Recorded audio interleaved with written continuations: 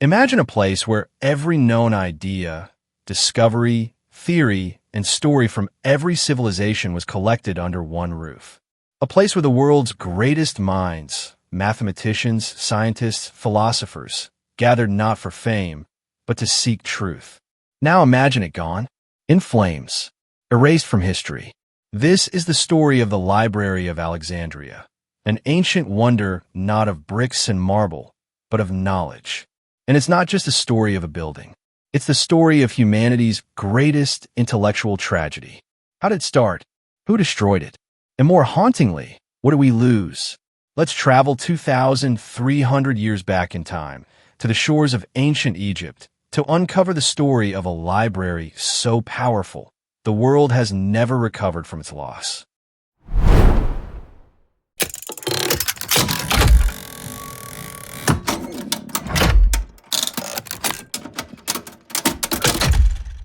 Before we continue, please guys, drop a like and a sub to the channel. It will be appreciated a lot. Now, let's get back to the video and unwrap the secrets of the Library of Alexandria. It all began around 300 BCE, when a former general of Alexander the Great, Ptolemy I Soter,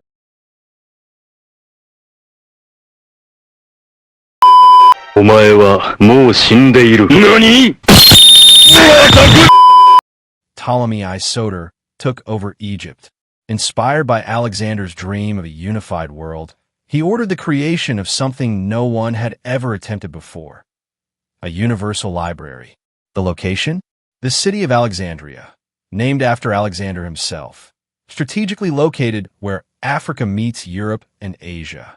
Perfect for gathering scrolls from every known civilization. The goal? Insanely ambitious: to collect every book in existence. They didn't wait for knowledge to come to them. Agents were sent across Greece, India, Mesopotamia, and beyond. Ships entering Alexandria's port were searched, and their books were confiscated, copied, and only the copies were returned. This was the first major act of intellectual piracy, and the scholars loved it. By some estimates, the library eventually held between 4 million to over 10 million scrolls. And these weren't just stories and poems.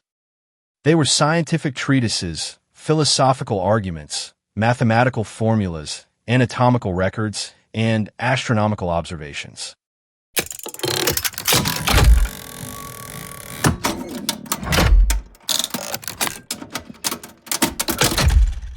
The contents of the Library of Alexandria would put even Google to shame.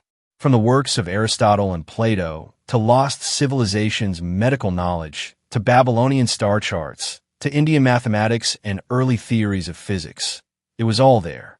Some historians believe the library housed texts describing the heliocentric model of the solar system, centuries before Copernicus, advanced surgical techniques, including brain surgeries, a near-complete understanding of geometry, optics, and physics.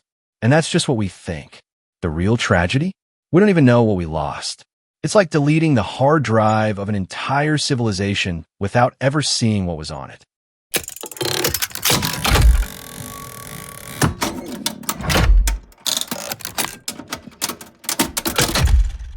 The library was part of a larger institution, the Museum of Alexandria, sort of like the ancient world's version of a research university mixed with a think tank. Here, brilliant minds came together. Eratosthenes calculated the Earth's circumference using shadows, over 2,000 years ago, with near-perfect accuracy. Hipparchus created the first star maps. Herophilus dissected human bodies and identified the brain, not the heart, as the center of thought. Hypatia, a female mathematician and philosopher, led the library in its final days.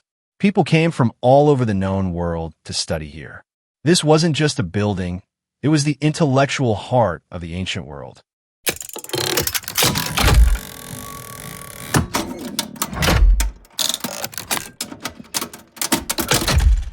The library's destruction wasn't one single event. It was death by 1,000 cuts. Destruction number 1, Julius Caesar. During a civil war in Egypt, Caesar set fire to his own ships to stop enemy advances. The fire spread to parts of the city and reached the library. Thousands of scrolls were likely lost. Destruction number 2. Rise of Christianity. As Christianity became the Roman Empire's official religion, many classical works were deemed pagan. Mobs attacked temples and learning centers. Scholars fled. Books were burned. Destruction number 3. Hypatia's death. Hypatia, a symbol of classical learning, was brutally murdered by a Christian mob. This marked the symbolic and perhaps literal end of the library. Destruction number 4. Arab conquest. When Muslims conquered Egypt, a controversial quote attributed to Caliph Omar suggested all non-Quranic texts be burned. Some historians doubt this event, but even the rumor reflects the scale of the loss.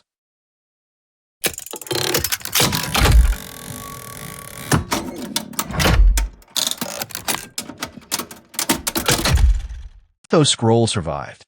Would we have had the telescope in 100 CE? Space travel in 1600? AI in the 1800s? Maybe. It's estimated that humanity's scientific progress was set back by centuries because of what was lost in Alexandria. We lost entire languages and religions, mathematical theorems unknown to us, early medicine that could have saved lives across millennia, and perhaps most tragically, the ability to learn from cultures we can no longer understand.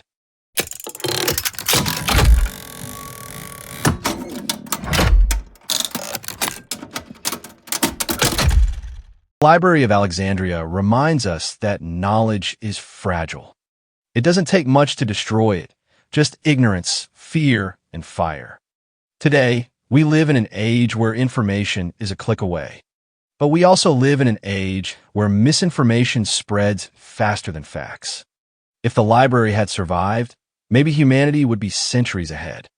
But it didn't. So the question is, how do we protect the libraries of today? How do we make sure that the next Alexandria isn't lost to time?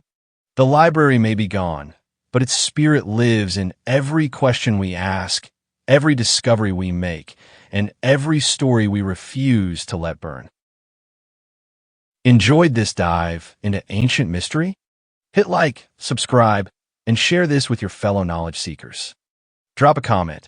If you could recover one lost scroll, what would it be about, medicine? Aliens? The origin of consciousness? This is Facts Abode, and we're just getting started.